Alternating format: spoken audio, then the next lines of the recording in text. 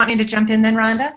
Yeah. Okay, great. So just a quick background for everyone who might not be as familiar. So last summer, actually, uh, there was some discussion and thought about how can we make sure that what's been a really successful and effective coalition, that we are continuing to sort of grow the coalition, grow influence, grow power, and underneath all that, make sure that the coalition's structures and governance and all of that was as good as it could be. So Apparatus, as Rhonda mentioned, is a consulting group, and they were hired to help facilitate some of that process. And many of you were probably engaged in some level of the conversations around that. And while it's been a scenic route to get here with all the different things happening through the legislature, the legislature and COVID and et cetera. So, but we do have a final report. And Rhonda, can you confirm for me where folks can find that final report? Yes, so it was uploaded to the Homes for All website under the Coalition Meetings tab. Is that correct, Kirsten? Yep, and this is Kirsten. It's also in the live meeting notes right now. So if you're following along, you can click on that as well. Great. So, so everyone has access, and I would also say, and Kirsten, I don't know if this is also possible, one of the real benefits from what the work that Apparatus did was that they did a lot of background research looking at other coalitions and what was their key strengths and the ways they do business. So there's a lot of learning that you can take away from both the report, but also from some of the background research and documents that are tied to that as well. So maybe, Kirsten, we can also make sure that those are in some way accessible. So in the final report, there were really, and Ron, it says you're sharing your screen, but I'm not seeing anything. I'm not sure if others are. Does everyone? Yes, I can see what Rhonda is sharing. Okay, so that's all. Yep, it's there. That's just my problem here with my computer. So, so there were two key recommendations that were sort of clear, direct recommendations coming out of this report. One of them was to create a strategic advisory leadership committee that might be comprised of up to, well, I think they suggested around 20 individuals. And in the report, it lists sort of what kinds of categories, making sure that the coalition has broad support. Again, what we're trying to do is grow our strength, grow our reach, make sure that we have the power to win big at the legislature around housing and homelessness. So, so you can see in the report a list of different categories of individuals that might be represented on such a leadership advisory committee. That again would really set the strategic direction so that the coordinating committee and all the committee chairs and the committee work that all of you are doing, which is very tactical on how do we actually get the work done, would then have a better direction and clarity around. The second recommendation that came out fairly clearly was some need for more reliable staffing. As Allison, particularly and others who have served in these chair roles and even as policy chair roles, know it takes a whole lot of time. That most folks are otherwise fully employed and have a full other job or employed, or otherwise are fully busy and engaged in the work. And then this, the logistics of managing the coalition become a strain. And so having some kind of a staff to help support those, the coalition as a whole, was another clear recommendation that came out. In addition, there was a number of areas that we had asked the consultants to address around governance in general, make sure that there's transparency in how the policy development process is developed and worked.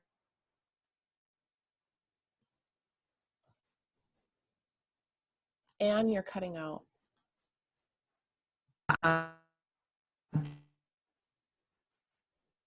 criteria or membership levels, membership dues. Oh, sorry. Am I back yet? No. There you are. Oh. Yeah. Okay. You cut out for a little while. Oh, I'm so sorry. So let me do a little walk. So all of this is to say there's a number of recommendations, or rather areas of recommendation that were not clear recommendations coming out of apparatus, but provided a lot of framework for what those recommendations might be. And so where we're at right now is, as we're trying to figure out how can we implement and begin to put into place some of these recommendations, the place we are suggesting to start is with identifying who these advisory committee members might be. And we want to make sure, as you'll see in the report, want to make sure that there is broad representation in lots of different ways, geographic, through different, along the housing continuum, and frankly, even beyond the housing continuum. How do we bring in other folks from labor, business, or healthcare, other organizations that recognize housing as a priority? And making sure that there's folks that have lived experience that are raising their voices. There's lots of different criteria. So that's where we're suggesting we start, and that group can then help implement as we move through all of the rest of the areas that will need to be decided on through the summer. So we can take questions in a second. What I would say is that Rhonda will help me in a minute about where to send. What we're hoping is that over the next several weeks, everyone, all of you, will think about, take a look at the report, and specifically with this leadership advisory committee, this sort of strategic guiding committee, to think about who would be good to think about who would be good for that committee, and bring in those recommendations, send those in, start talking to folks, think whether that's yourself or others you can think about, so that we can help formulate that committee first, and then those leaders can help make sure that we get through the rest of the areas that the report suggests to address. So Rhonda, did you want to talk about sort of logistically how that might happen?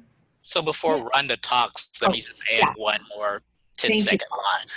This is Paul. So one of the things that those recommendations do not say is people from POCI communities, people of color and indigenous.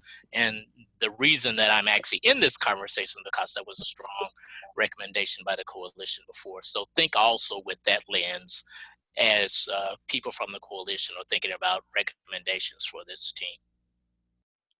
Yeah, absolutely. And while there's not specific goals or numbers, I think that's well put, Paul, and we certainly would want to make sure that this leadership team is reflective of the challenges that the world of housing and homelessness has facing it. So thank you. So if you would email your thoughts and input on how Homes for All should move forward in putting together those 20 slots. One thing that we also talked about as co-chairs was, is there a number that we're going to aspire to, that we have people of color and indigenous folks integrated into this list? So if there's an aspirational goal too, I think that is another way to think about that too.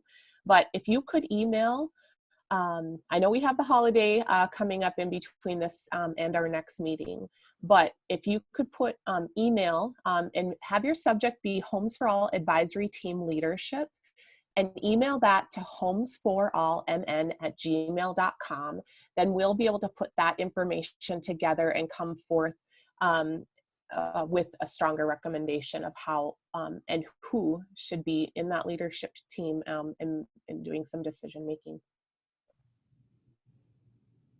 I have a question. I don't know if now is a good time or if it should wait till kind of the end of a presentation. I think I think for right now, we're sort of at the end of the presentation, so feel free. I don't know who that was speaking, but feel free to jump in. So this is Andy from the Oh, I see. Housing Funds. Sorry, I have my video off. Curious is, maybe focused on the advisory team for now. Is that sort of in the form of a recommendation from apparatus? Is that, a recommendation that's been adopted by our existing, leadership team? And maybe a little bit bigger picture, like it maybe, not right now because this is the first number of us are seeing it, but next month or the month after, is there a place where we're sort of adopting various recommendations versus just having a recommendation from them that we're now reacting to? Yeah, it's a good question. And what I would say is one of the challenges, it's a little of a push-pull in trying to figure out exactly how to adopt and approve changes that we want, because one of the key changes is to say, how can we make sure that there is strategic leadership and guidance that's advising and sort of at a pretty high level, not at the tactical implementation level, but at a pretty high level, helping inform all of this. And so that's why I think the thought was, let's get that in place first. How exactly that gets adopted, clearly it would come back to this body to make sure that there's broad buy-in.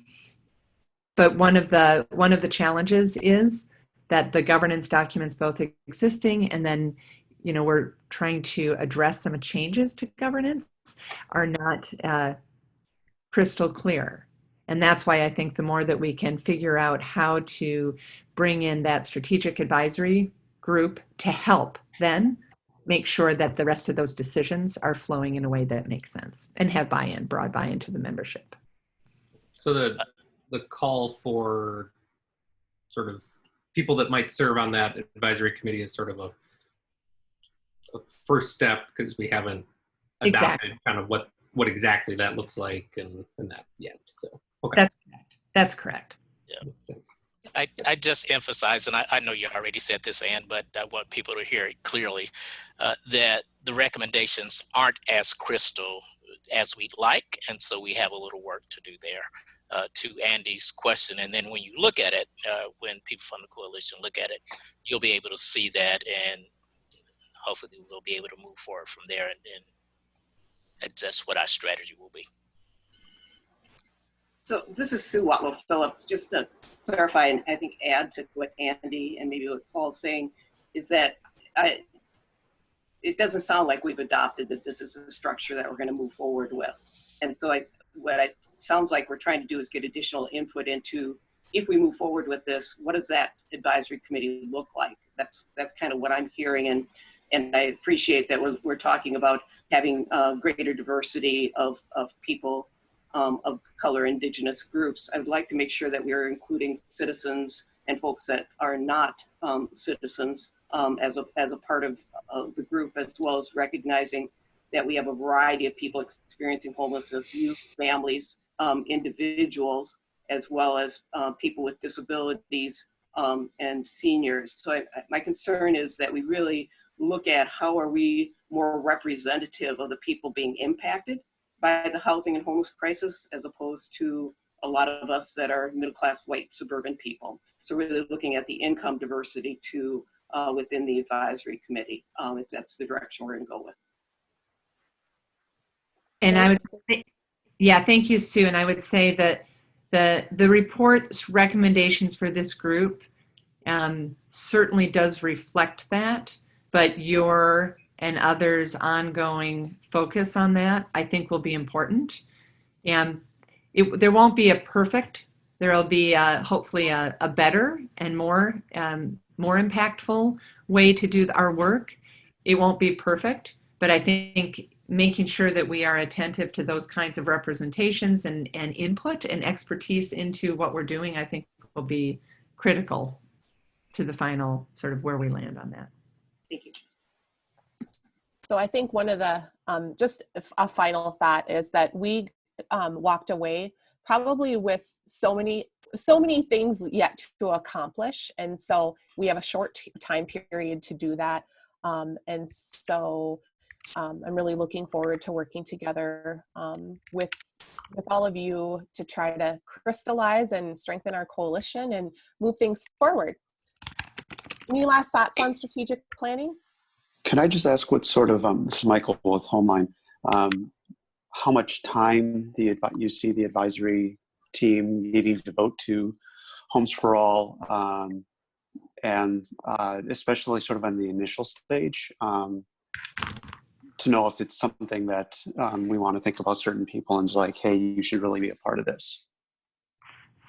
The report itself, thank you, Michael. The report itself recommends that the advisory group would meet 6 times per year. And I think in my head, I had fewer times per year, that it really was a much more high level strategic sort of go this direction or that direction and not really getting into the implementation. But the report does reflect 6 times per year as is suggested. So not necessarily going to, I mean, there may be overlap with folks who serve on committees, but that particular group would not be at that level of detail and implementation. And this, to your point, Michael, I think I hear a little nuance in the question that you're asking around starting up when you first start. Is that correct, Michael?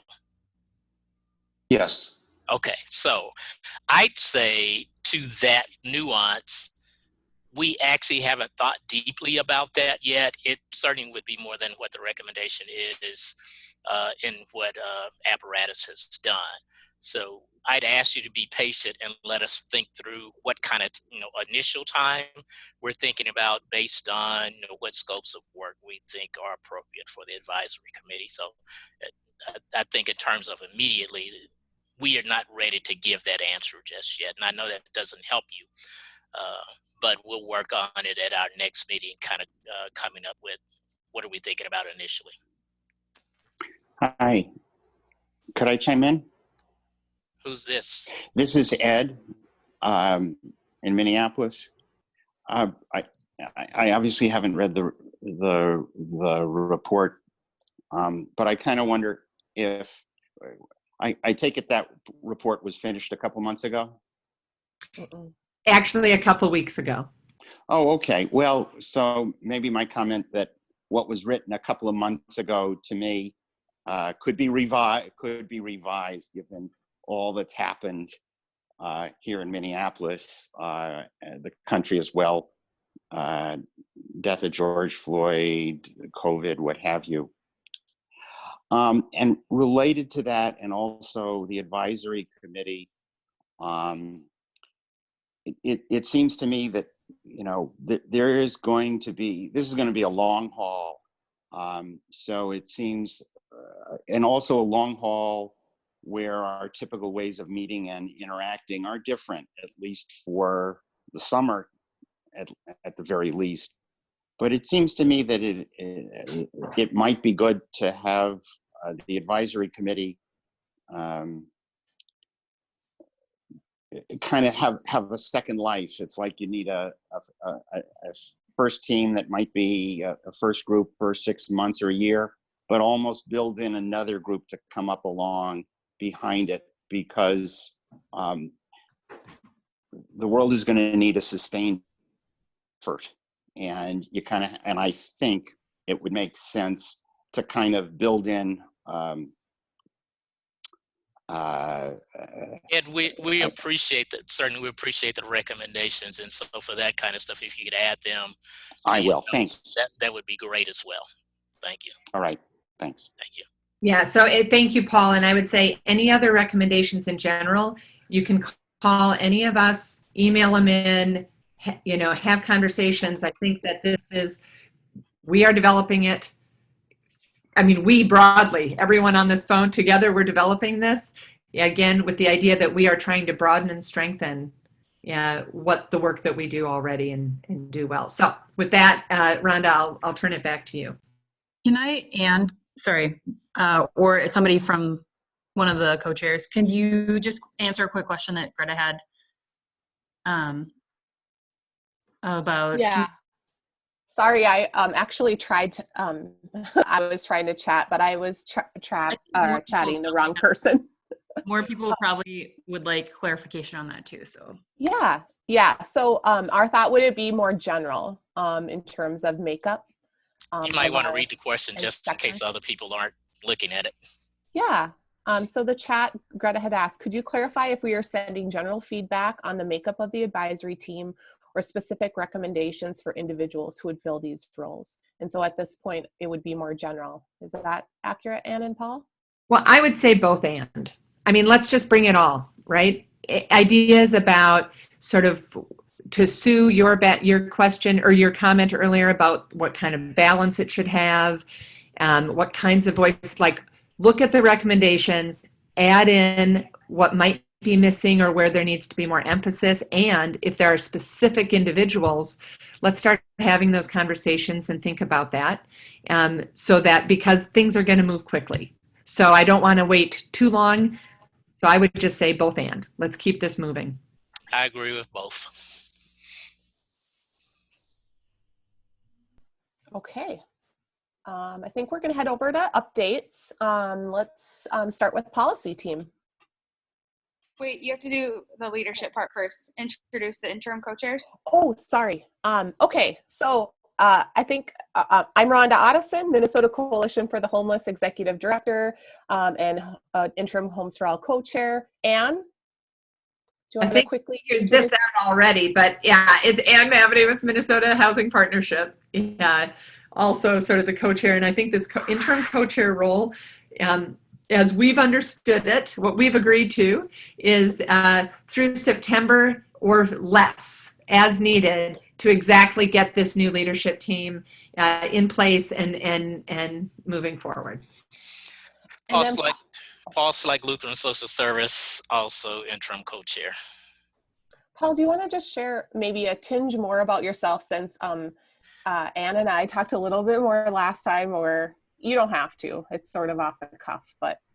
Is that on the agenda? I thought we were following the agenda. Okay. All right, policy update. Okay. Yeah. So I apologize. There's unexpected something going on in my house, so there's some possible additional noise. But and I know Carrie's. I can kick it off. Okay, maybe that's the way to do it. Sorry. But the background noise that I will have right now is probably squirrels making lots of noise. So sorry if you hear that. So we are in the midst of a special session at the moment. It was called last Friday. The legislature did not meet in floor sessions last weekend, but there have been a number of committee hearings, both in terms of policing reforms as well as some recovery bills, at least in the House. There have been more hearings on those two things. And so in terms of housing, there are some outstanding questions that we are still trying to nail down. The legislature may wrap up the special session by Friday, or they could come to some sort of agreement to go longer to get more work done. There's also discussion about another special session July 12th. So we might be in this continuous cycle of really not knowing what's happening, or if we actually get things done on our agenda. So, or if it just keeps getting pushed off to the next special session. So we'll say that, we have an action alert out. We'll be talking about that later. We're still very much focused on getting emergency housing assistance. There's broad agreement on this $100 million number that we as Homes for All really advocated for and kind of got that number out there. And we have agreement from the Senate, the House, and the governor's office. So we're hopeful that we can get those dollars deployed to help struggling Minnesotans right now cover their housing costs due to the COVID pandemic. People being out of work, reduced hours, and just general, emergencies and crisis as well related to these very stressful times. And then we are still working on getting some legislation, permanent or, legislation in statute that would extend the eviction moratorium language to align with the Federal CARES Act, which would put us out halting evictions through the end of July, plus a 30-day grace period. So around the end of August, then we would be looking at. I think there are a couple of different things in play right now. Sounds like, as the governor continues to extend the peacetime emergency, his executive orders will be extended along with the eviction moratorium. However, that is not a great way to live when you're not sure when you may be evicted. And so we've been advocating for some sort of grace period too, if that's the route that they're going. But the official Homes for All position is that we're advocating for alignment with the Federal CARES Act. And then we've also been advocating for housing infrastructure bonds and GO bonds. Right now, our request is for $100 million in GO bonds for public housing rehabilitation. The House in their bill pre-session or end of last session, I don't know how to talk about this, end of the session. So the end of May, their number was 48 million for public housing, and the Senate had 2 million. The Senate just released a bill and they upped it to 4, which is nowhere near where our request is still. But so we are continuing to advocate for increased funding for general obligation bonds for public housing. And then on the housing infrastructure bond front, our official position is 225 million in housing infrastructure bonds. And that includes a minimum of 14 million ours is 25 million. Sorry, I was going into what the House put in. It includes a $25 million set aside for shelters, and then also the new eligible use for deeper affordability. We know that housing or homeownership has been in the mix. And we have essentially been talking to lawmakers and said if the number is high enough, we are absolutely supportive of all the new uses. But that is something that the legislators are going to be having to make decisions on. And then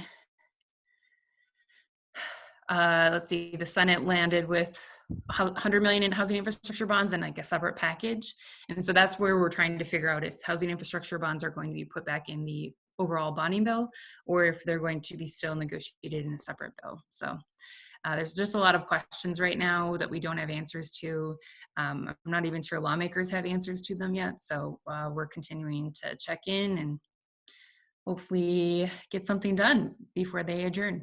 So Libby, that was a lot of rambling. So if you do have anything to add. I think that is really helpful. And just kind of as Carrie alluded to, we're as much as we have been communicating with lawmakers on a very regular basis in the special session, I think there's just so many unknowns. There's a lot of kind of contingencies out there, from the Senate GOP, from the House GOP, from Senate and House DFL. And so until some other things are worked through, I think that just means that we are a little bit in limbo as to when we're going to see a larger bonding bill. And again, if that larger bonding bill, it looks very clear right now that it's going to be including the housing infrastructure bonds, but if things fall apart and we don't return until July, things could change yet again.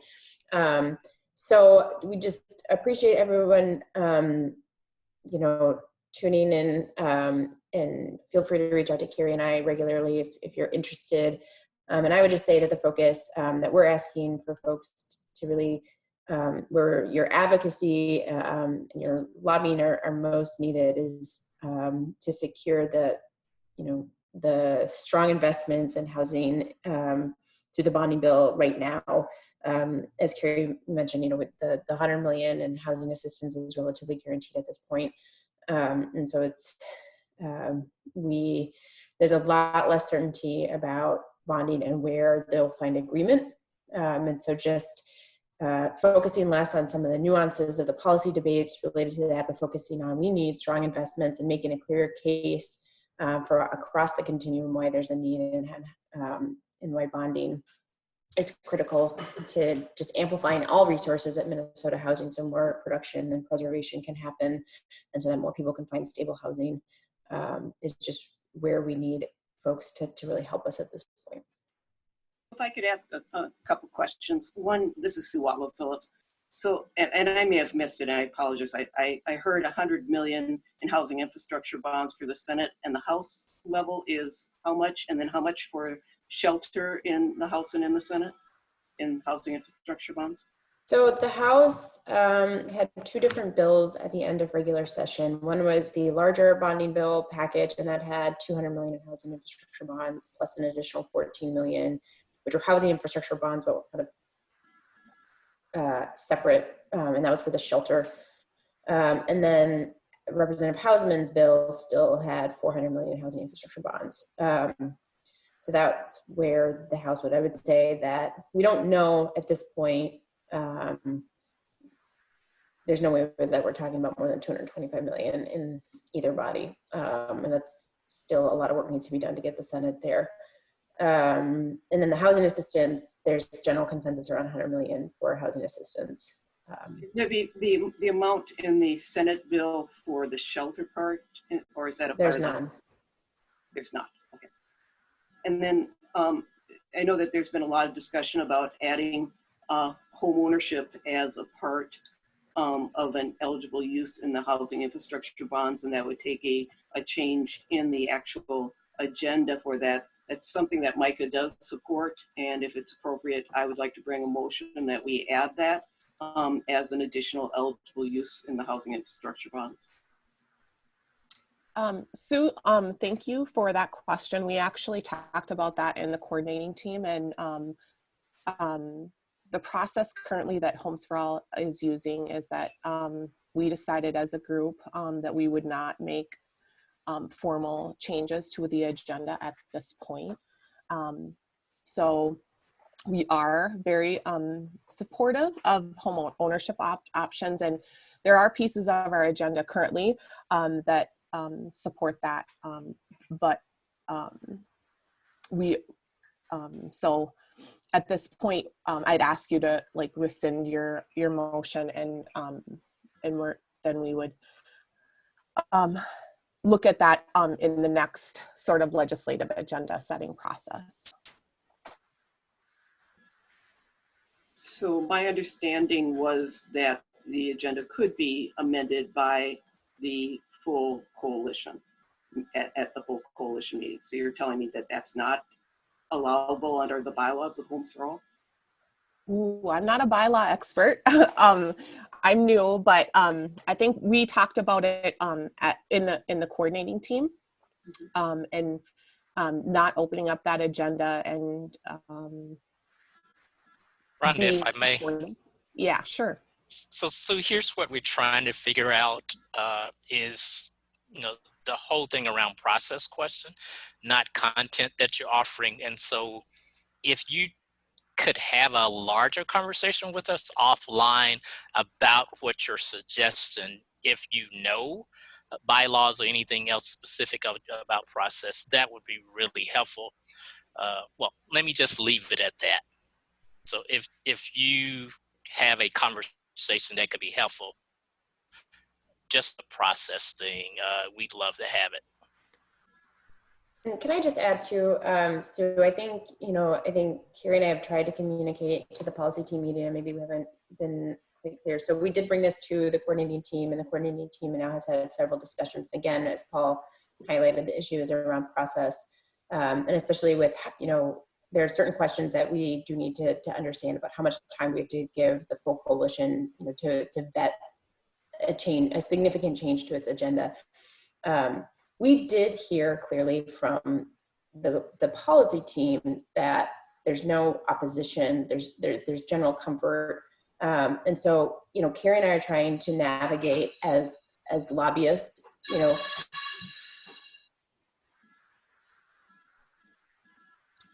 how do we communicate some of that position and maybe, so I think it's nuanced, and I feel like we've had this conversation in the policy team too.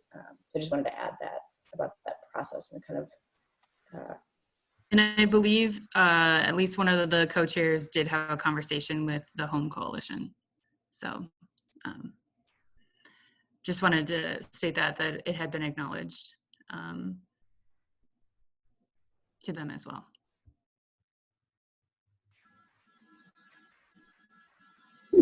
Can I move on to another topic, or Sue, or you want to? Is the conversation continuing on this? I would like to have stronger clarification then for the future when we go into special session, how we address potential additions to the agenda. I'm not quite sure that the eviction moratorium was on the original agenda for Homes for All, because that came in with the COVID-19. And I'm not sure how that got added onto the agenda. Not that I oppose that at all. I'm just very supportive, obviously, of us having home ownership for our diverse populations, and especially in greater Minnesota, where we're not going to build an apartment building, is that we have housing options for folks that we can get people into home ownership with homes at $20,000 and $30,000 very easily, buying homes. So, I'm willing to withdraw my motion with the understanding that I will be bringing it up again as far as in process, how this coalition's making decisions. So this is Paul, and we strongly recognize that need. So we labored actually around this same question, but so we recognize that need and are working on how we create the space to have that conversation. And I just want to provide a little more clarification that if other organizations are wanting to advocate for home ownership, they absolutely can do so by clarifying that here's where the Homes for All official position is, and then here we are also as a separate organization advocating for this. You are absolutely able to do that. So. And I'll just amplify, if I could, also that this is one of the key reasons that we are trying to provide transparency and clarity to exactly how these agendas are both developed and adapted, to your point, Sue, in these kinds of circumstances. I wanted to ask a question. Libby, I thought I heard you say that that the coordinating team's recommendation was not to highlight policy issues, and I'm concerned about that, obviously, for the rationale of the eviction moratorium. It would take two more two more peacetime emergency extensions to make up for the time that, if there is no grace period, to make up for the time that's in the Federal CARES Act. And as Homeline, we've taken calls from 1,700 people who have concerns about the eviction the peacetime emergency and how that impacts various aspects of their housing. And evictions are the lead reason that people are raising for their concerns. So I'm just so Michael, concerned. I just want to clarify that I was just talking about the bonding. Because that's. I did, because I mentioned the I'm sorry. and eviction language. So is still very much our focus and is a part of the action alert, since that it sounds like has been elevated to leadership. It is a part of the leadership action alerts that constituents would have of Melissa Hortman as well as Paul Gazelka. It does mention that specific language. So, sorry if you were, we are absolutely still advocating for that. Okay. I did mention that, so just wanted to clarify. I had a quick question too. This is Kristen with United Way. And yeah, I just wanted to say I do appreciate Homes for All getting more involved in policy this year. I think that particularly this year, there's been some really important activities that we've engaged. So thank you. I do really appreciate that. And just a follow-up question, I just was a little unclear, is one of the things we had talked about at a recent policy committee was potentially picking back up eviction expungements again. I could definitely see that as being like a tier 2. I think we need to kind of move through the slate, or at least some of the things on our slate now, before picking that up also. But I just was curious if there had been a discussion about that, since it had been on our agenda. And just, again, super concerned that there will be some sort of tidal wave of evictions eventually, and just how we manage that record keeping and the expungement. So I just didn't know if there had even been a discussion yet about that. So I just wanted to ask. Thanks, Kristen. We have had conversations with the governor's office and the agency about that. This is something that they certainly are interested in as well. And so I think we're trying to figure out what their how they were going to approach this issue, and then we were going to probably evaluate if we should do something different or kind of follow their lead. So one of the reasons we decided to kind of elevate it again was because we'd heard that the governor was interested in eviction expungement. So I don't think we wanted to like step on their toes either. So in terms of like doing something that would be unhelpful to the conversation. So it's very much a conversation that has been happening. Great, I'll stay tuned. Thanks. Yeah, a lot of things going on, and yeah, I think we're very concerned about the number of evictions that could come as soon as the eviction moratorium is over. And I think we all know that having an eviction on your record can hinder a lot, not just finding new housing, but additional things. So, Kristen, if I could say that rather than staying tuned and not making a motion that this be part of the Homes for All sort of priority list, if you're interested in keeping thousands of families from facing an eviction, call the governor's office and say that you support the fact that they're really looking at what to do about this matter, because I think applause for them raising it as an issue. We need to really back them up with this. So.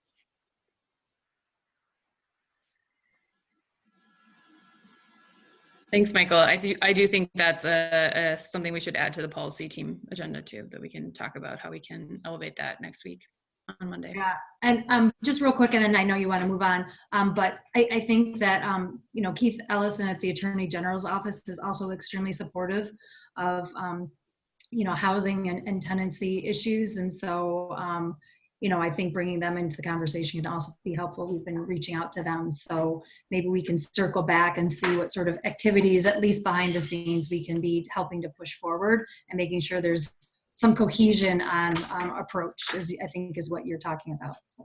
Absolutely. And on one other thing somewhat related to that is Homes for All did send a letter of support to the Supreme Court on a decision that they were undertaking about interpretation of the Federal CARES Act, requiring landlords to prove that they were or were not covered regardless. And so that letter was sent off last week and was received. We did receive a response, so which was not actually that great. But that is another action that we did take as well at the request of some organizations. All right, thank you. I think we'll move on to community engagement team. And just as a note, there's a little bit of a change to the agenda. We're gonna have the video along with the action alert later in the agenda. So community engagement, did you wanna give an update, please?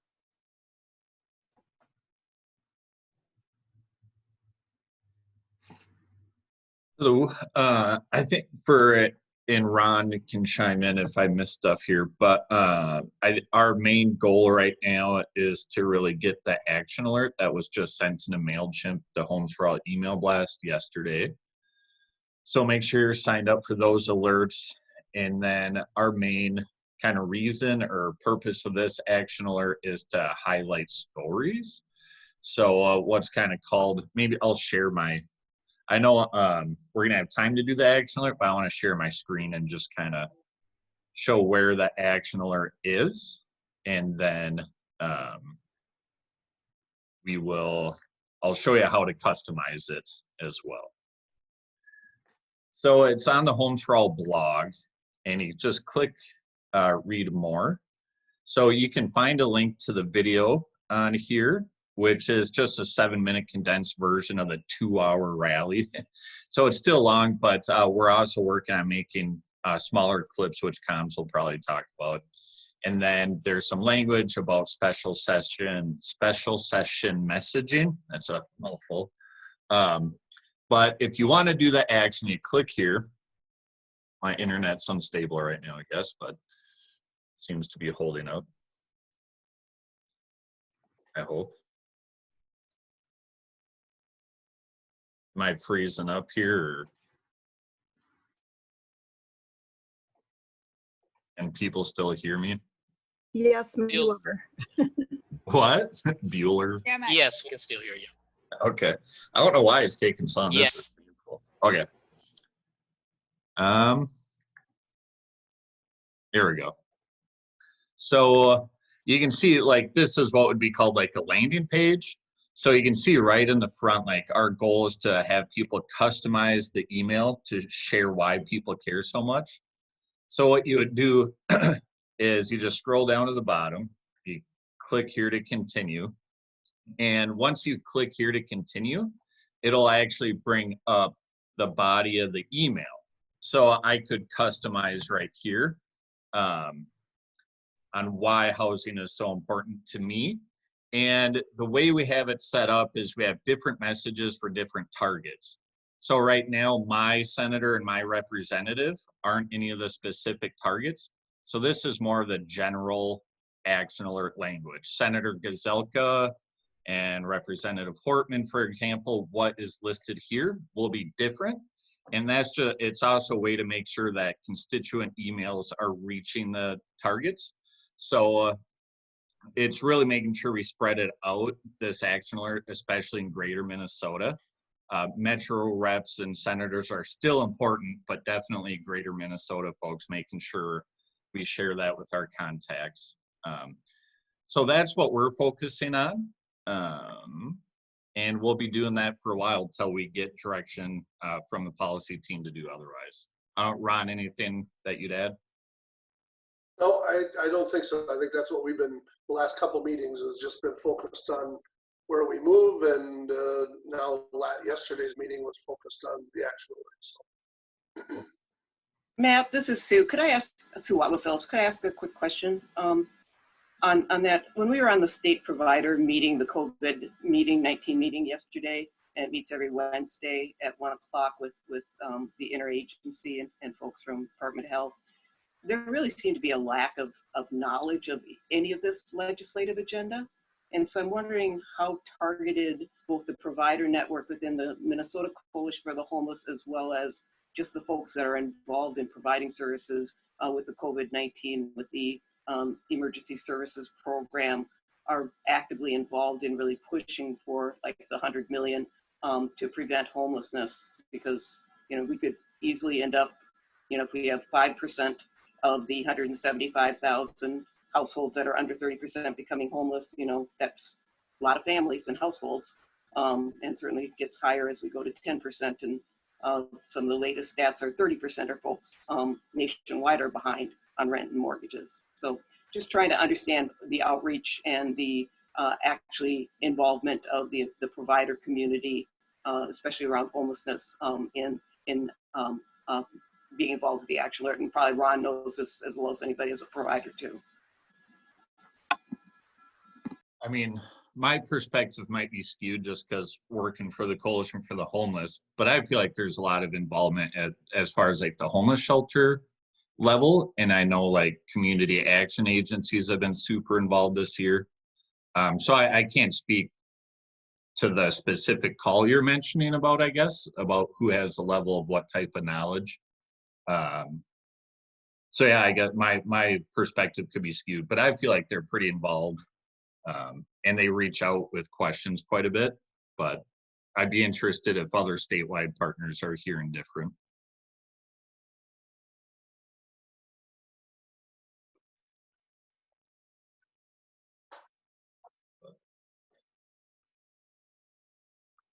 Yeah, so it's all for engagement, team, unless there's more questions. Okay. Communications. Hello. So the communications team kind of works pretty closely with the community engagement team, especially on things like this.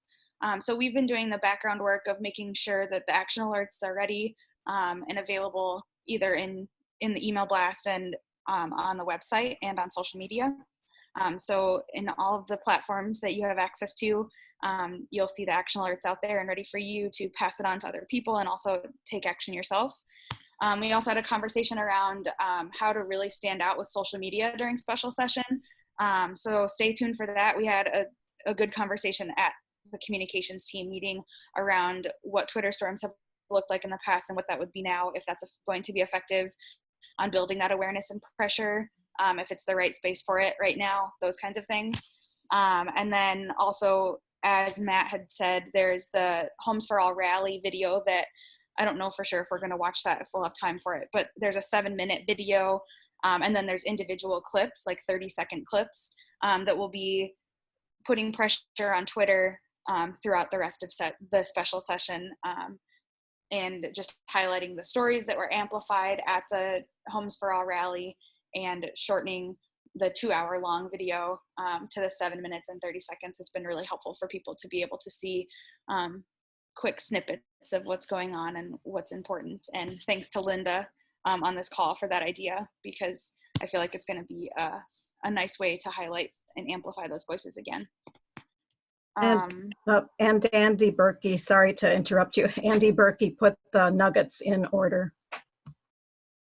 Oh, that's true. Yep. Andy from our team is the one who did the video. So thanks to him too. Also, we're still, like Matt had said again, the point or the goal of this next action alert is around stories. And so the clips that we're using from the videos are important. But if you have other stories that you'd like us to be highlighting and showing on our social media or on our blog platforms, please send those. If you're posting them on your organizational website or on your own, personal blog, and you'd like to share those, we can elevate through our platform and just use anything that you're willing to share. So that's what I have for comms for right now. Thanks, Kirsten. All right, well, we're going to head over to the action alert now. So Matt is going to share his screen with us.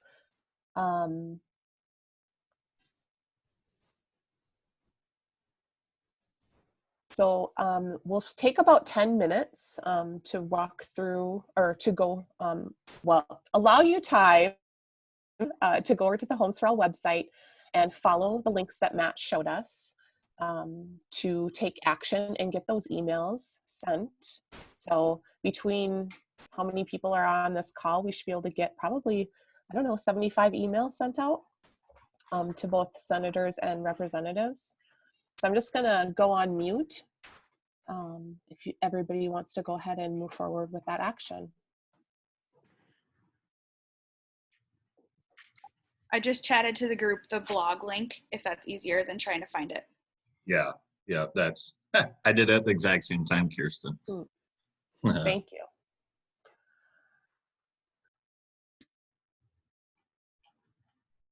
And I'd have to say, Rhonda, with my internet, it doesn't seem to be doing that. Also, I don't know if I'll be able to play the video anyways. Okay, thanks, Matt.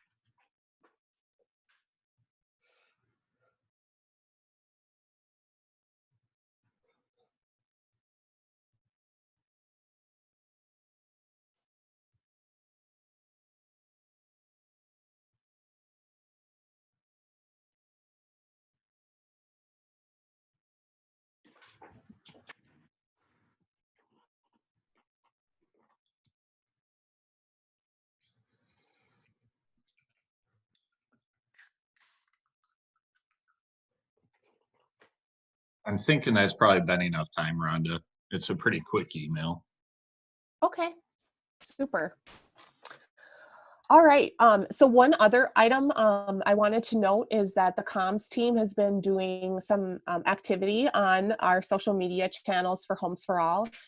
So there are posts on Twitter and Facebook if you want to like, share, retweet those to continue to amplify the needs during special session for housing and shelter and all those other items that we are advocating for. That would be great.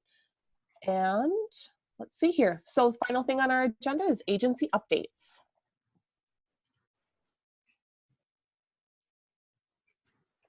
Rhonda, this is Suwako Phyllis, and I guess it'll be kind of an agency update too, but my question is, one of the commitments that we had made to Freedom from the Street and people experiencing homelessness is that we would have a work group during the summer months on the Shelter Bill of Rights, and wanted to make sure that that did not fall off of the work plan for the Homes for All agenda.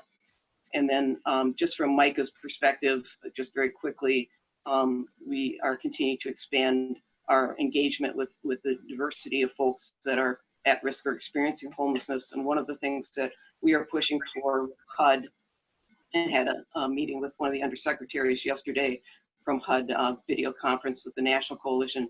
It's really pushing for a waiver so that when we have the emergency solution grants dollars, the federal dollars come out and go under contract in October statewide, is that we would not have to utilize coordinated entry or HMIS, so that we can get these dollars out to folks as quickly as possible. So I just wanted to be transparent in the approach to the National Coalition for the Homeless, and Micah is supporting on that, and try to make sure that we coordinate all of our state and federal resources so we don't have a gap in between when the emergency services funds run out potentially in end of August or in September, prior to us having the federal dollars being available. So just wanted to make sure people knew what we were working on in that area.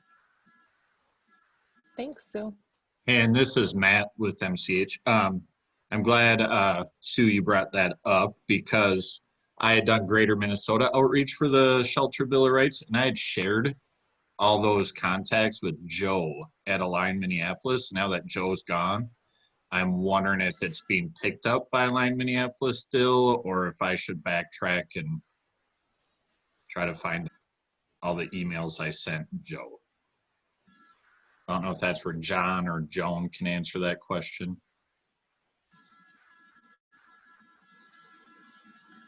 Yeah, I would say John and Joan need to answer for Align, and certainly Freedom from the Streets, Micah's a fiscal agent for, and is working very much on this too. Cool. Matt, since there wasn't an answer, it might be helpful that you see if you can find it, though, in the meantime, until we're certain of an answer. I'd appreciate if you could send me those emails, back emails. Not sure if I've seen those as yet. Okay, no problem. Thanks. Yep.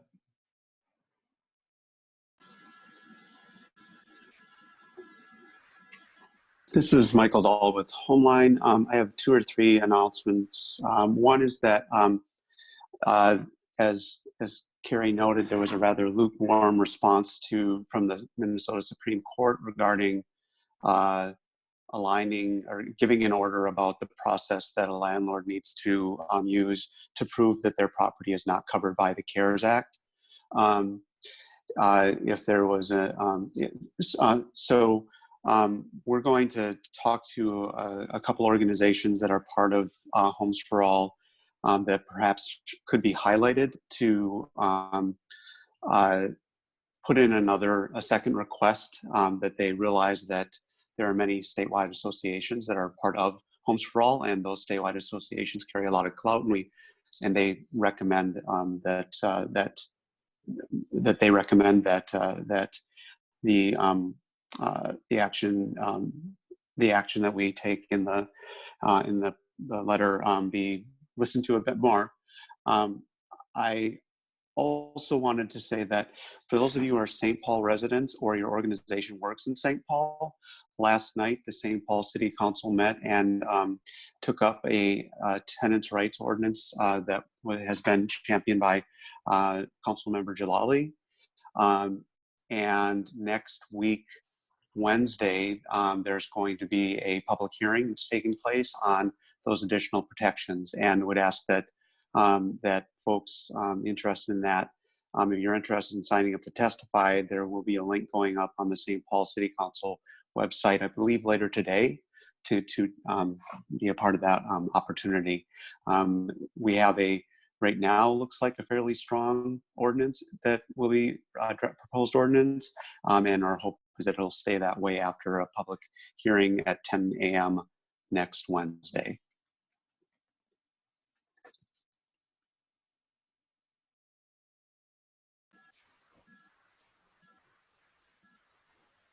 Any other updates?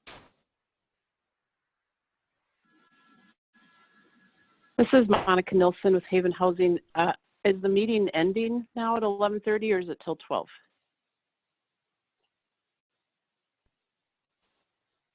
It is up till 12 o'clock, but if we are finished, then we will end early. Okay.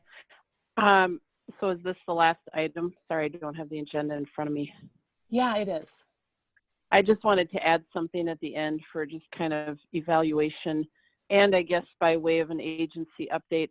So while I'm not new to this work, I am new to Haven Housing as the executive director, and we are an agency of about 45 staff with programs in North Minneapolis serving single women or families in shelter or housing. And as I've joined Haven Housing, the good news is the board really would like the staff to have a greater involvement in advocacy. And I just want to say for consideration for the organizers of this meeting that one of the reasons I haven't been participating is that it seemed like a big chunk of the meeting was spent with an icebreaker, and I kind of recoiled from that and so kind of left off participating. Today I thought, well, I will join after 25 minutes and I might miss a little bit, but at least I'll miss the icebreaker. And joining a quarter or third into the meeting, we were still on the icebreaker. And so I'm a little reticent to involve my staff in this call if a quarter or a third of the meeting is going to be an icebreaker. And I'll have them engaged by emails or other ways, but if, as there's a lot of talk of restructuring this work, if it could be considered that maybe the first half hour is a social time or a colleague support time, and then the meeting starts after 30 minutes or something like that, I would appreciate that, and I would involve more of our 45 staff in this work. Thank you. We appreciate the feedback, and we'll certainly take it into consideration. Good thoughts. All right, any other updates?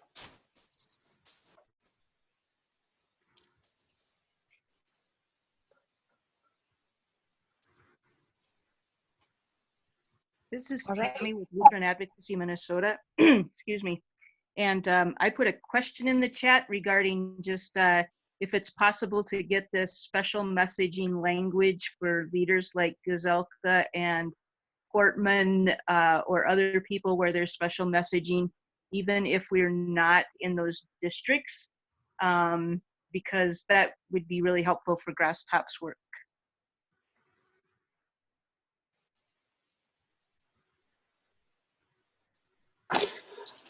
This is Michael with Homeline. I'm not going to talk about Homeline. I want to just simply say that leadership, folks who are playing a leadership role in Homes for All, I know this is a very difficult and juggling a lot of balls. And I just want to say thank you to people that are playing a leadership role, that it feels like we are doing all we can to really advance the agenda. And it feels like the the leadership are sort of helping things facilitate along as best as possible, and where there have been suggestions during this meeting that's been met with a lot of grace. So I deeply appreciate that. Thank you, Michael. Thanks, Michael. Also, to Tammy's point, I've gotten a couple of requests for the language, so I think maybe I'll just send it out to the policy team if they want to then use that language use the same language for the action alert that works. Thanks, Carrie.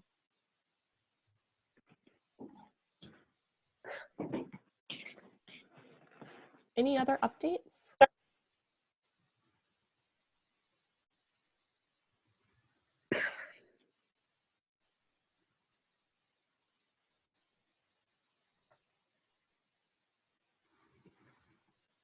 It's meant to be non-COVID STEAM.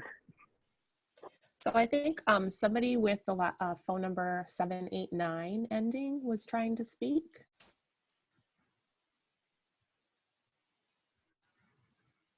Did you have an update?